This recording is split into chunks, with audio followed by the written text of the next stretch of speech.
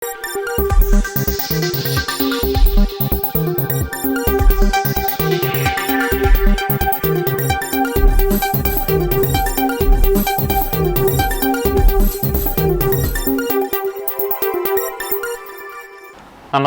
ഇളയോര വിശേഷങ്ങളിലേക്ക് സ്വാഗതം.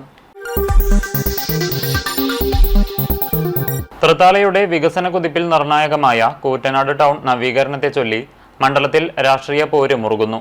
ഭാവിയിലേക്ക് അനിവാര്യമായ പദ്ധതിയെ എതിർക്കുന്ന മുൻ MLA VT ബൽറാമിന്റെ നിലപാട് അങ്ങേയറ്റം ദൗർഭാഗ്യകരമാണെന്ന് MP രാജേഷ് തുറന്നടിച്ചു. കേവലം രാഷ്ട്രീയ ലാഭത്തിനായി നാടിന്റെ വികസനത്തെ തടസ്സപ്പെടുത്താൻ നോക്കരുതെന്ന് അദ്ദേഹം ശക്തമായ ഭാഷയിൽ മുന്നറിയിപ്പ് നൽകി.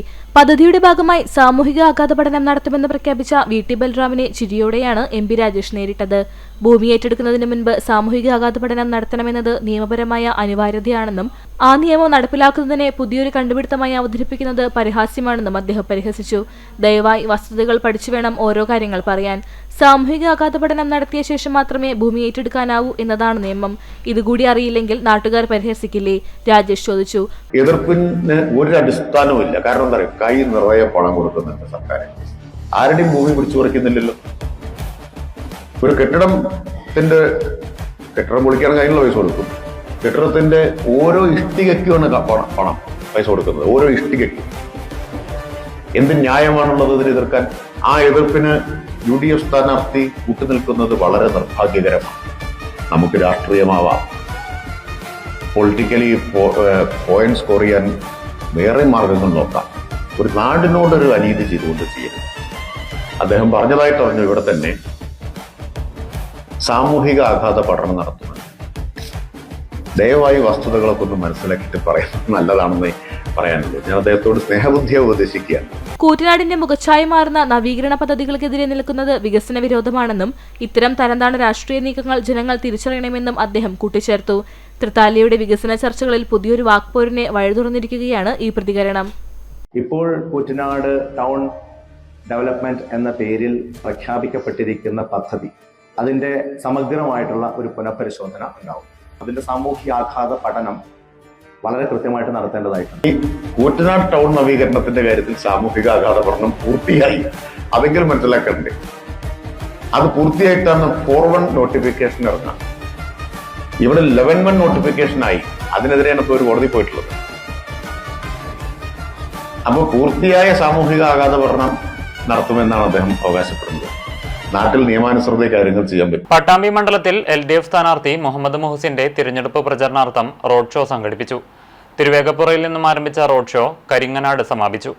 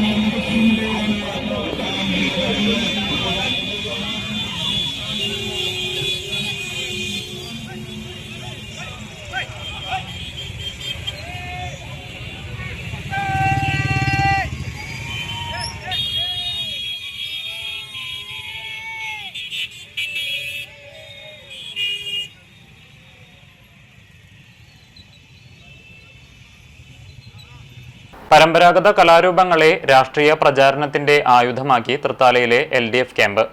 LDF സ്ഥാനാർത്ഥി MP രാജേഷിന്റെ തിരഞ്ഞെടുപ്പ് പ്രചരണത്തിന്റെ ഭാഗമായി ചാലിശ്ശേരിയിൽ നടന്ന ഓട്ടൻതുള്ളൽ വേറിട്ട അനുഭവമായി മാറി.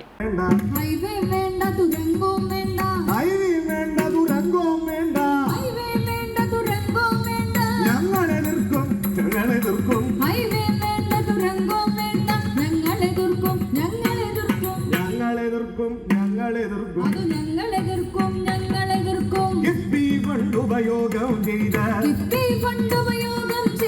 സ്വർഗം പണിയും കേരള നാട്ടിൽ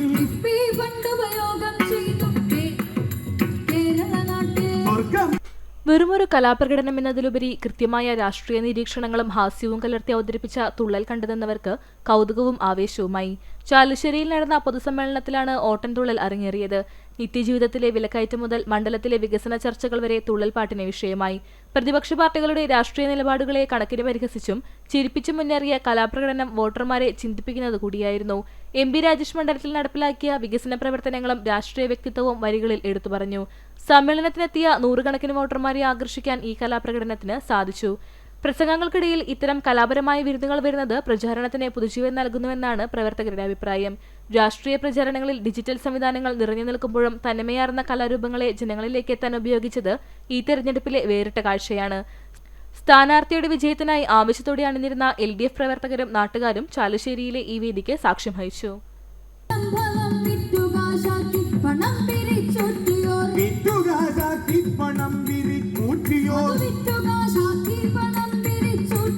കോടികൾ കീശയിലാക്കിയ യൂത്തനും കോടികൾ കീശയിലാക്കിയ യൂത്തനും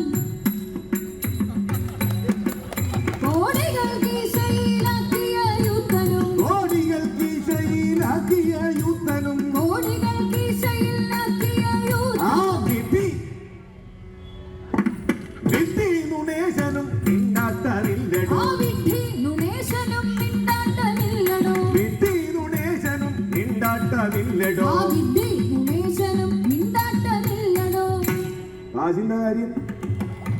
പട്ടാമ്പി മണ്ഡലം UDF സ്ഥാനാർത്ഥി TP ഷാജിയുടെ തിരഞ്ഞെടുപ്പ് പ്രചരണാർത്ഥം പല്ലപ്പുഴയിൽ റോഡ് ഷോ നടന്നു. തുടർന്ന് പൊതുസമ്മേളനവും ഉണ്ടായിരുന്നു.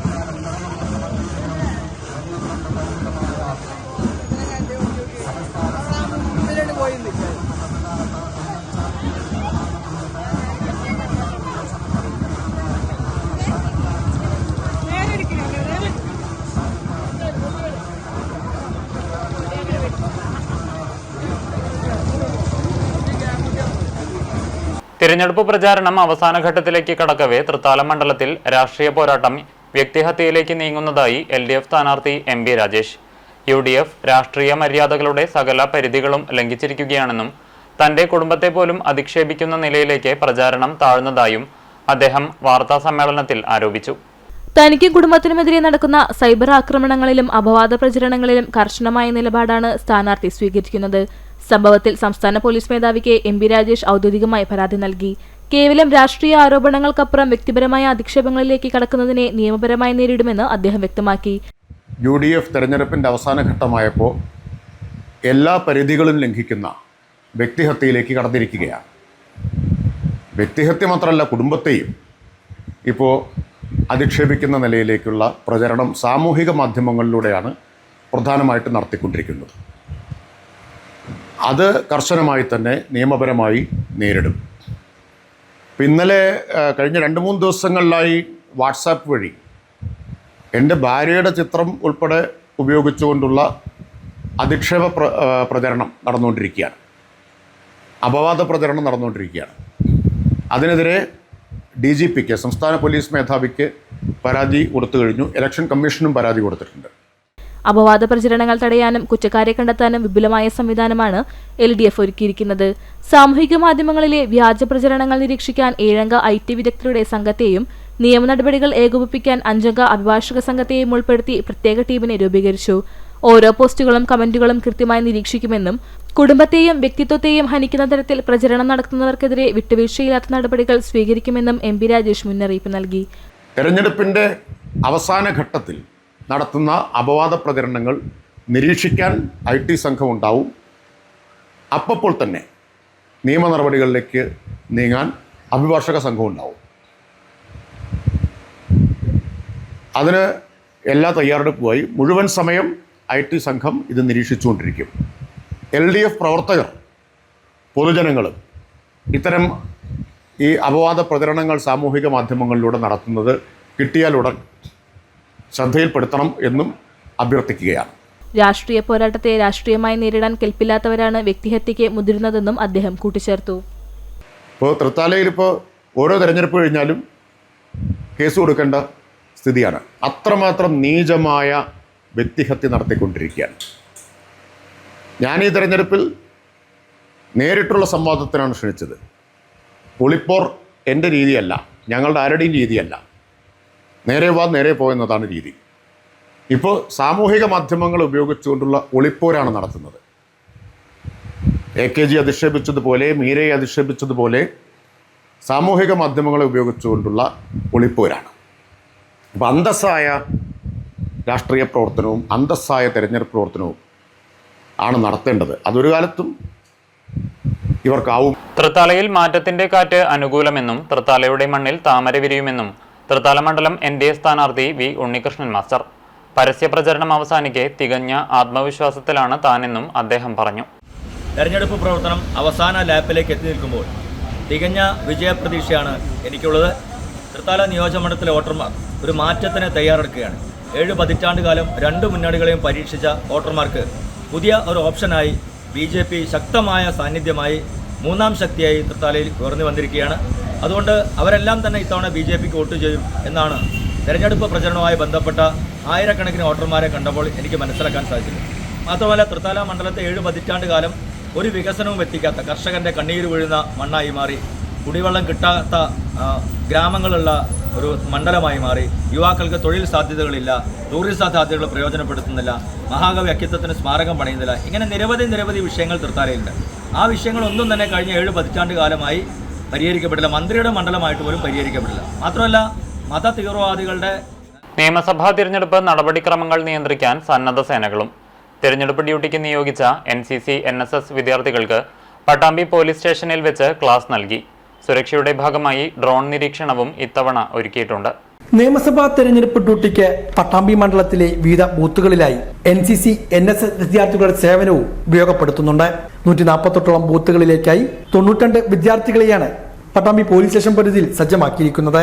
ഇവർക്ക് ആവശ്യമായ പ്രായോഗിക പരിശീലനവും നൽകി. പട്ടാമ്പി CI KJ ജിനേഷിന്റെ നേതൃത്വത്തിലാണ് പരിശീലനം നൽകിയത്. ക്രമസമാധാന പാലനവുമായി ബന്ധപ്പെട്ടാണ് NCC NSS വിദ്യാർത്ഥികളുടെ സേവനവും ഒരുക്കിയിരിക്കുന്നത്.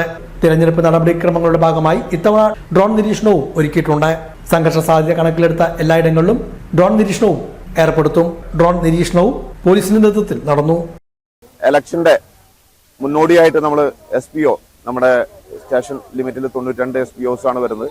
92 SPOസിനെയും നമ്മൾ വിളിച്ച് ഇന്ന് മീറ്റിംഗ് വിളിച്ചിരുന്നു. അവർക്ക് വേണ്ട ബ്രീഫിംഗ്, കറക്റ്റായിട്ട് എങ്ങനെയാണ് ഡ്യൂട്ടി ചെയ്യേണ്ടതെന്നും എന്തൊക്കെ കാര്യങ്ങളാണ് ശ്രദ്ധിക്കേണ്ടതെന്നും വ്യക്തമായിട്ട് അവർക്ക് പറഞ്ഞ് ക്ലാസ് ഒരു ചെറിയ അതുമായി ബന്ധപ്പെട്ടുള്ള ക്ലാസ് കൊടുത്തിട്ടുണ്ട്. എന്താണെന്ന് വെച്ചാൽ ആദ്യമായിട്ട് ഡ്യൂട്ടി ചെയ്യുന്ന കുറച്ച് SPOs ഉണ്ട്. അപ്പോൾ അവർക്കൊരു എന്താണ് ചെയ്യേണ്ടത് എന്നുള്ള ഒരു പകപ്പ് ഉണ്ടാകാനായിട്ട് പാടില്ല. നല്ല രീതിയിലുള്ള ഒരു തെരഞ്ഞെടുപ്പ് നടത്താൻ വേണ്ടിയിട്ട് അവർക്കൊരു കറക്റ്റായിട്ടുള്ള ഒരു ബ്രീഫിംഗ് നമ്മൾ. വരവൂർ പഞ്ചായത്ത് LDF തിരഞ്ഞെടുപ്പ് റാലി തളിയിൽ നടന്നു. CPM കേന്ദ്ര കമ്മിറ്റി അംഗം K രാധാകൃഷ്ണൻ ഉദ്ഘാടനം ചെയ്തു. CPI local secretary PM Sharafudheen അധ്യക്ഷനായി.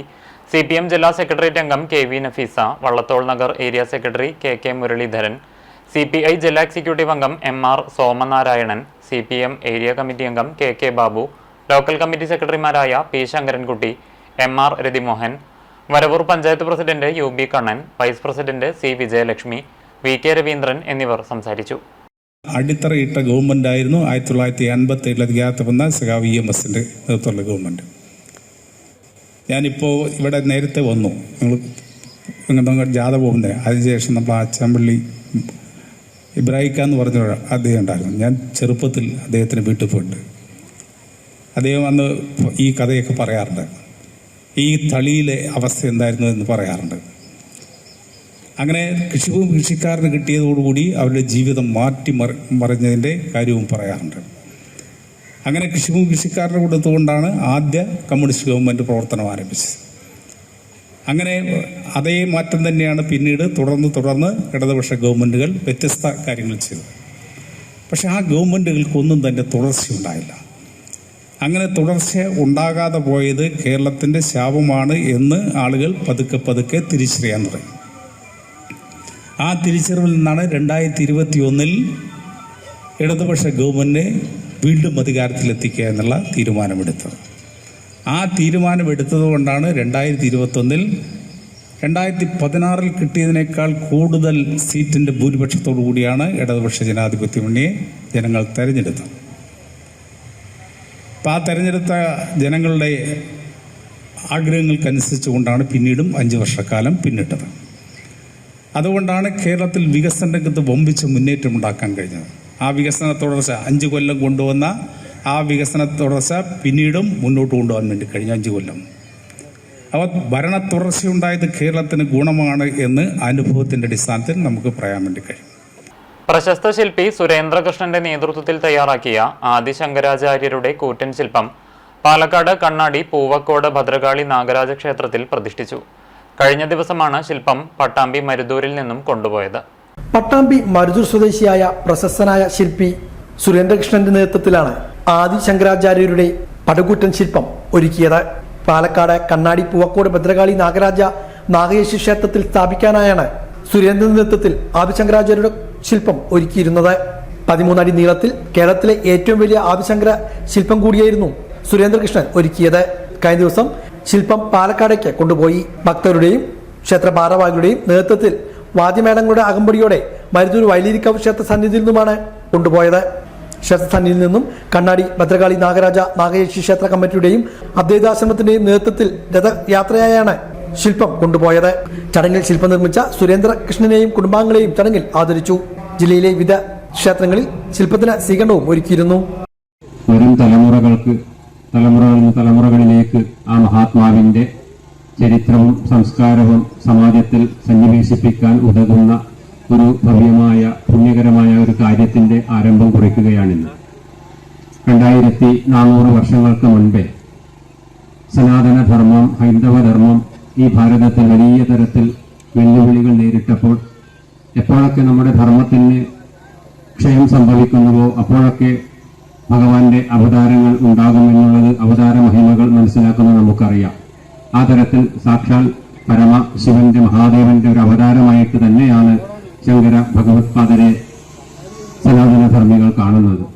അങ്ങനെ കേരളത്തിലെ കാലടിയിൽ ജനിച്ച് ഭാരതത്തിൽ അങ്ങോളം ഇങ്ങോളം സഞ്ചരിച്ച് സനാതനധർമ്മത്തെ പുനഃസ്ഥാപനം ചെയ്ത് തുടർന്ന് തന്റെ കാലശേഷവും അനാദിയായിട്ട് ഈ ധർമ്മത്തിന് മഹിമയുണ്ടാവണമെന്നുള്ള നിലയിൽ ഭാരതത്തിന്റെ 4 ദേശങ്ങളിൽ 4 മഠങ്ങൾ സ്ഥാപിച്ച് അവിടെ സനാതനധർമ്മ പ്രചരണ പ്രവർത്തനവും ശാസ്ത്ര പഠന സ്വാധ്യായങ്ങൾക്കും വേണ്ടിയിട്ടുള്ള തന്റെ ശിഷ്യന്മാരെ നിയോഗിച്ചുകൊണ്ട് എല്ലാവിധത്തിലുള്ള വ്യവസ്ഥകളും ചെയ്ത് സനാതനധർമ്മത്തിന് അടിസ്ഥാന ഗ്രന്ഥമായ ഉപനിഷത്തുക്കൾക്കും ഭഗവത്ഗീതയ്ക്കും ബ്രഹ്മസൂത്രത്തിനും ഭാഷ്യം രചിച്ചുകൊണ്ട് ആയിരക്കണക്കിന് വർഷങ്ങൾ ഈ സനാതനധർമ്മത്തിന് ഏതു തരത്തിലുള്ള വെല്ലുവിളി നേരിടുമ്പോഴും യുക്തിയുക്തമായിട്ട് അതിന് മറുപടി പറയാൻ ഉതകുന്ന രീതിയിൽ ഭാഷ്യം ചമച്ചുകൊണ്ട് അതിന് വ്യാഖ്യാനം ചമച്ചുകൊണ്ട് അഖണ്ഡ ഭാരതത്തെ പുനർനിർമ്മിച്ചുകൊണ്ടുള്ള ഒരു ദൗത്യം പൂർത്തിയാക്കി.